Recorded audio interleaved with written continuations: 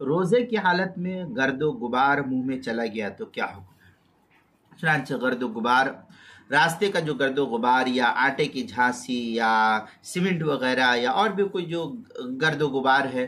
اس کا، یا آٹے وغیرہ ہوتا ہے تو اس کا جھانس یا کوئی اور چیز پیسنے والی جو ہوتی ہے، جیسے آٹا پیسا جاتا ہے چکی وغیرہ کے اندر، یا دوا وغیرہ کو کوٹنے کا غبار روزے کی حالت میں منہ میں چلا گیا کسی کے اور معدے میں پہنچ جائے یا مزہ حلق میں محسوس ہونے لگے تو روزہ فاسد نہیں ہوگا، کیونکہ ان چیزوں سے بچنا مشکل اور دشوار ہے، اس لیے اس سے جو ہے روزے کے فساد کا حکم نافذ نہیں ہوگا۔ فتاوی شامیہ میں ہے او دخل حلقه غبار او ذباب او دخان